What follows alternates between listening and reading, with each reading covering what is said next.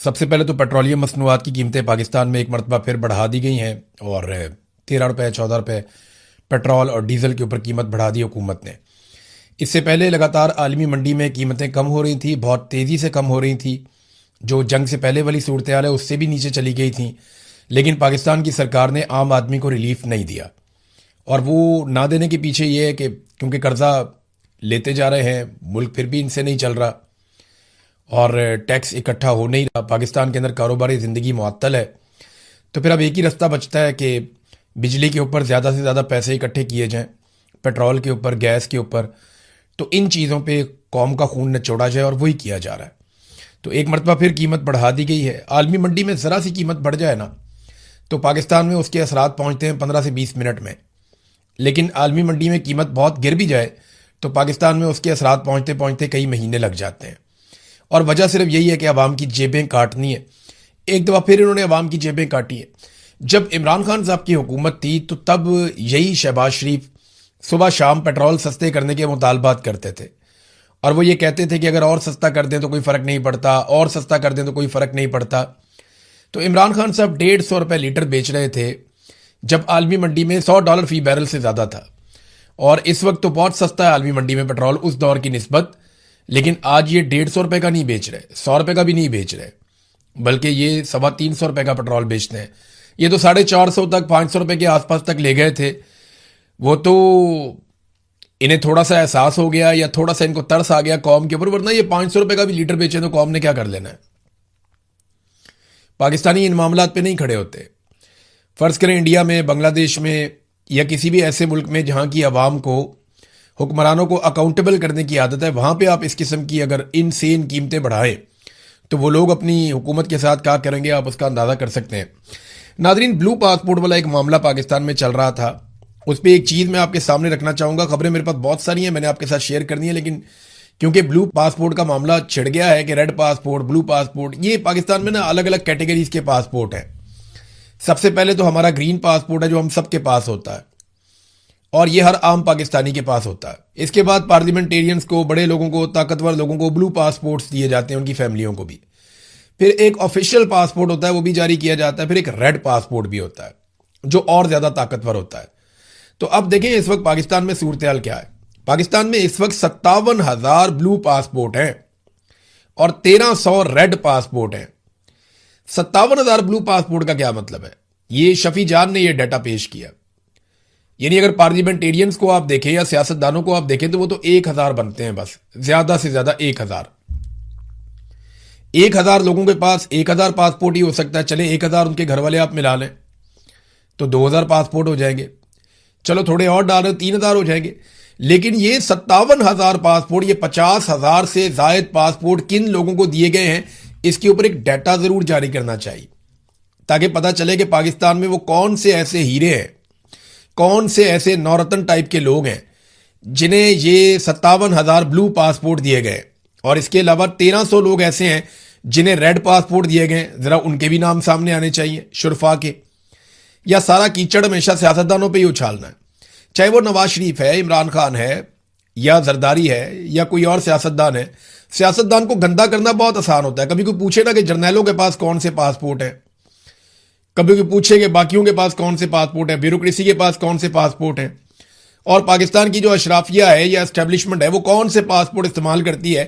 یہ 1,300 red passport کس کے پاس ہے اور 57,000 بلو پاسپورٹ کس کے پاس ہے؟ یار ذرا یہ ریکارڈ سامنے آنا چاہیے، اور آسان ہے۔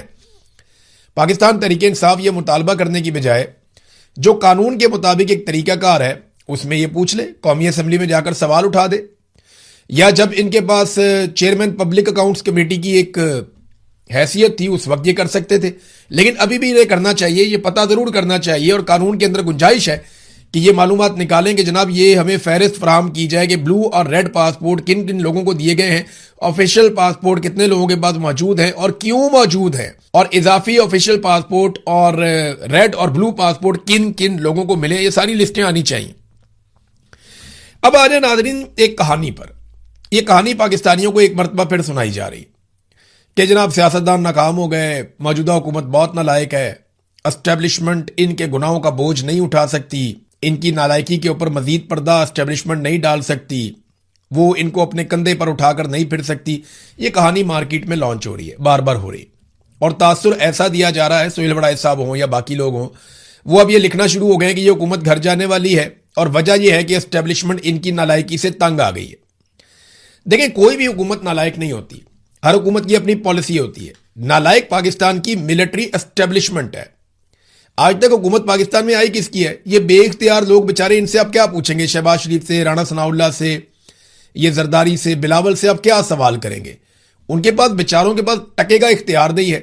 اختیار تو سیکٹر کمانڈرز کے پاس ہے یا جرنیلوں کے پاس ہے. تو جن کے پاس اختیار ہے وہ جواب دیں نا. ہر تھوڑے عرصے کے بعد ایک حکومت کو تبدیل کر دیتے ہیں کہ جناب یہ حکومت پسند نہیں آئی, ہم اس کا بوجھ نہیں اٹھا سکتے. قوم نے آپ کا بوجھ اٹھایا ہوا ہے, 70 سال سے زیادہ ہو گئے ہیں. اتنی مرتبہ حکومتیں تبدیل کی ہیں, کچھ پاکستان کا فائدہ نہیں ہوا. ایک مرتبہ پاکستان میں موجودہ نظام کو تبدیل کریں اور اس میں سے ملٹری اسٹیبلشمنٹ کو نکال کر باہر کھڑا کر دیں اور انہیں کہیں جی آپ اپنے آئینی ذمہ داریوں تک محدود ہو جائیں. آپ ملٹری اسٹیبلشمنٹ کو, جرنیلوں کو ان کے آئینی کردار کے اندر لے جائیں تو آپ یقین کریں 10 سے 20 سال میں پاکستان کے حالات بدلنا شروع ہو جائیں گے. پاکستان کو جتنا نقصان پہنچا دیا گیا ہے, ابھی تو ٹریک پہ چڑھنے میں ہمیں 10-15 سال 20 سال لگ جائیں گے. تو پاکستان میں جمہوریت کو پنپنے دیں اور سیاستدانوں کو سیاسی فیصلے کرنے دیں. اب یہ بھی آپ کو جو کہانی سنائی جا رہی ہے نا کہ 2.5 سال گزر گئے ہیں, اسٹیبلشمنٹ بوجھ نہیں اٹھا سکتی, کہانی ہے. انہوں نے اگلے 2.5 سال بھی یہ کہانیاں سناتے سناتے آپ کو گزار دینے اور دوبارہ الیکشن کروا کر ایک مرتبہ پھر کٹ پتلیاں لا کر آپ کے اوپر مسلط کر دینی ہے. دیکھیں نا, اگر ان کی نیت ٹھیک ہوتی یا انہیں لگتا کہ یہ بوجھ مزید نہیں اٹھا سکتے تو جو گلگت بلتستان میں گند مارا وہ یہ مارتے, یا جو گند اب یہ کشمیر میں مارنے جا رہے ہیں وہ گند یہ مارتے. اگر ان کو ذرا سا بھی احساس ہوتا.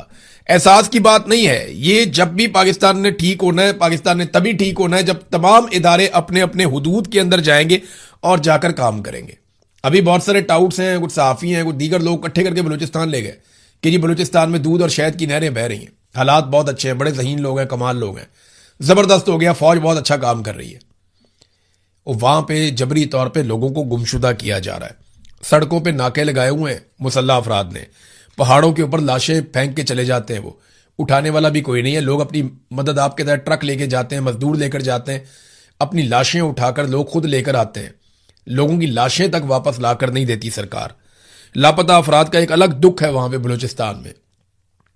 بے شمار خواتین و حضرات جو ہیں انہیں گرفتار کیا ہوا ہے اور غیر قانونی طور پہ گرفتار کیا, جیلوں میں پڑے ہوئے وہ سڑ رہے ہیں اور ان کے وسائل پر قبضہ کر کے انہیں پسماندہ بنا دیا گیا. آپ یہ دیکھیں نا ناظرین, اس ملک میں جو لوگ آئین توڑتے ہیں انہیں گارڈ آف آنر ملتے ہیں, اور جو لوگ آئین کی حکمرانی کی بات کرتے ہیں وہ جیلوں کے اندر سڑتے ہیں. اور یہی ہماری قسمت آج تک رہی ہے اور اسی کی وجہ سے ہم آگے نہیں بڑھ پائے. یہ جو اکبر شیرانی کی کہانی میں نے آپ کو سنائی تھی ایک شہید کی, اس کی جیب سے نا ایک رکا بھی ملا اور وہ اس کے گھر والوں نے, اس کے دوستوں نے پبلک کر دیا. اس رکے کو اگر آپ دیکھیں نا تو اس کے اوپر لکھا ہوا ہے میں نے کس کا کتنا ادھار دینا ہے, اور یہ اس نے اس وقت لکھا جب اسے پتا چل گیا کہ اب گولیاں ختم ہو گئی اور میں مارا جاؤں گا. تو اس نے فٹافٹ ایک کاغذ کے اوپر لکھا کہ میں نے فلاں کے اتنے پیسے دینے ہیں, فلاں کے اتنے پیسے دینے ہیں, فلاں کے اتنے پیسے دینے ہیں. وہ رکا اس نے جیب میں رکھا اور پھر وہ شہید ہو گیا.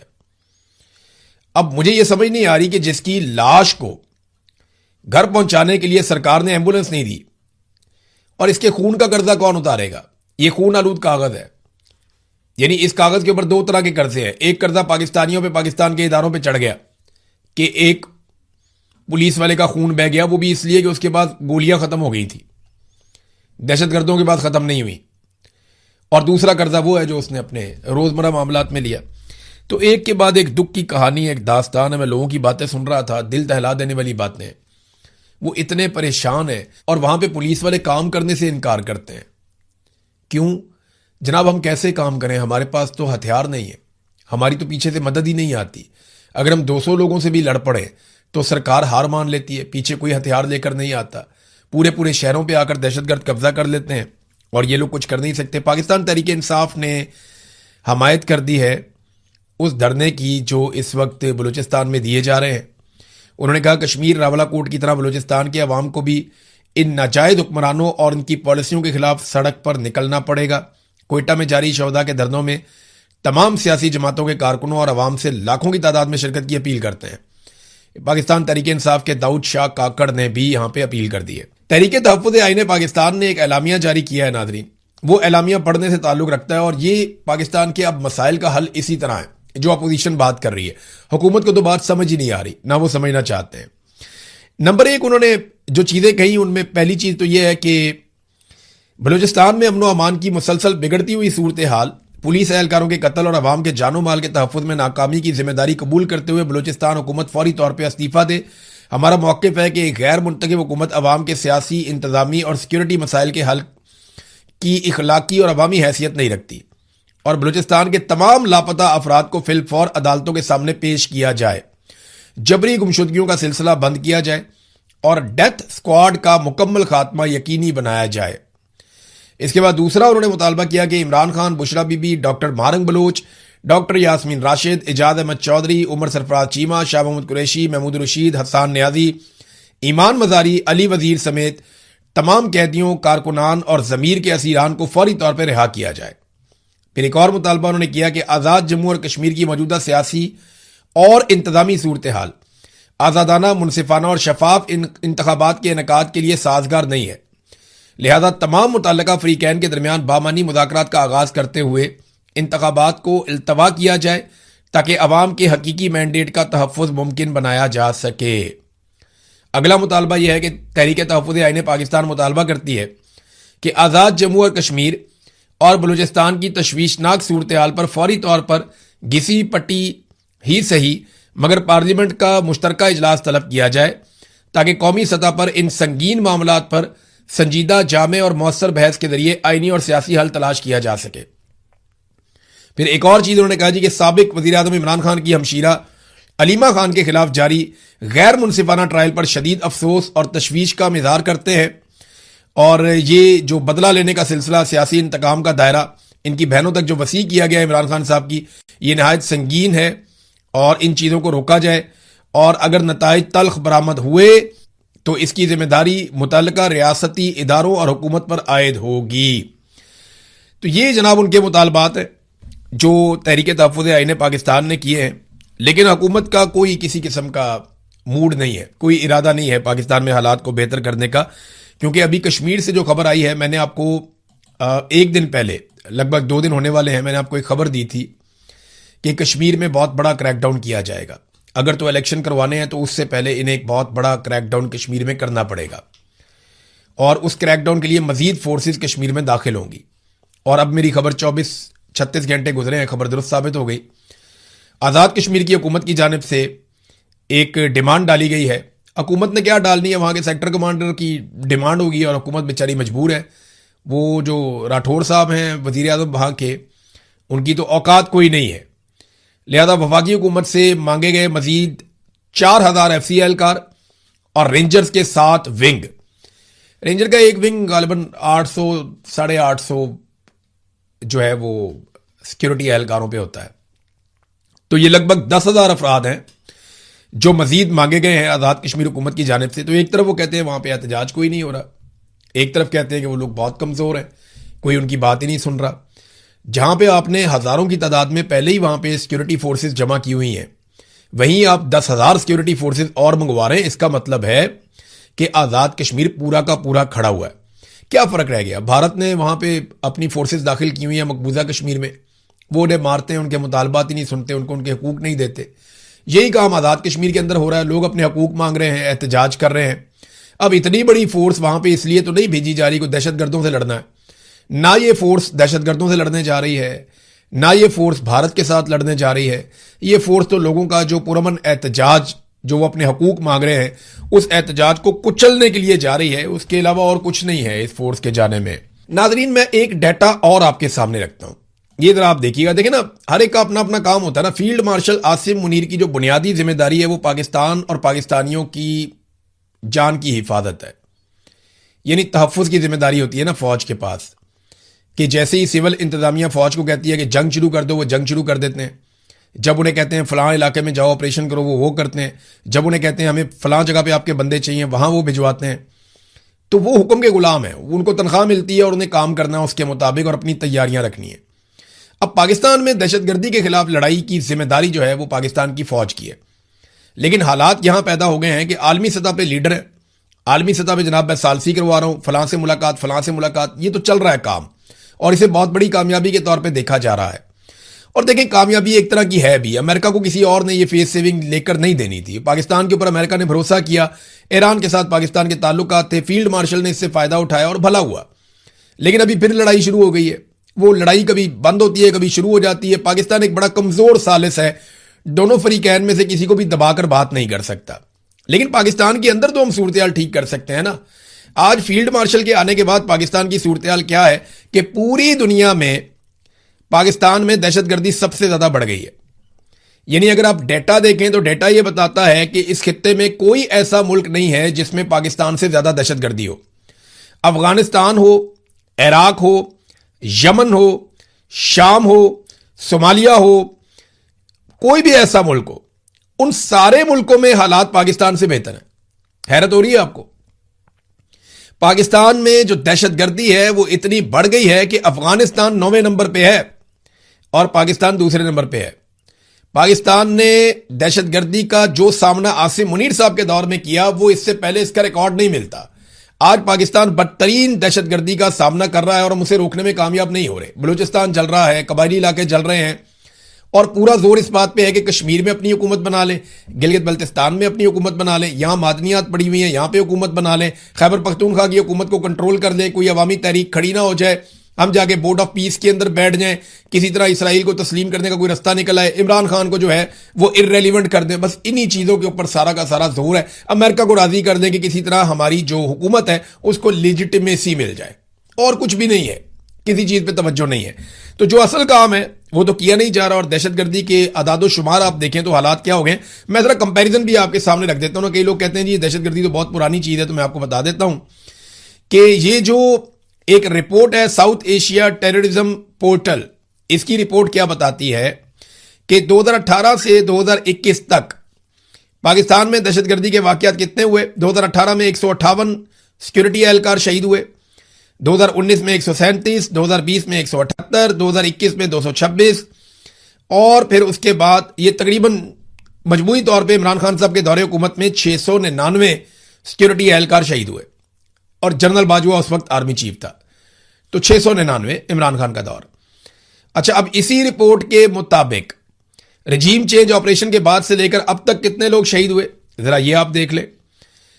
سیکورٹی اہلکار جناب جیسے ہی عمران خان صاحب کی حکومت گرائی گئی 2022 میں تو 380 سیکورٹی اہلکار شہید, اور پھر اس کے بعد 2023 میں 520, پھر 2024 میں 754, پھر 2025 میں 664, پھر اب جناب اس وقت 3 سالوں کے اندر جو مجموعی طور پہ 2317 سے 2320 تک کی تعداد بنتی ہے. یعنی عمران خان کے دور حکومت میں اس سے 4 گنا کم تھی دہشت گردی, یا اس سے بھی زیادہ کم تھی.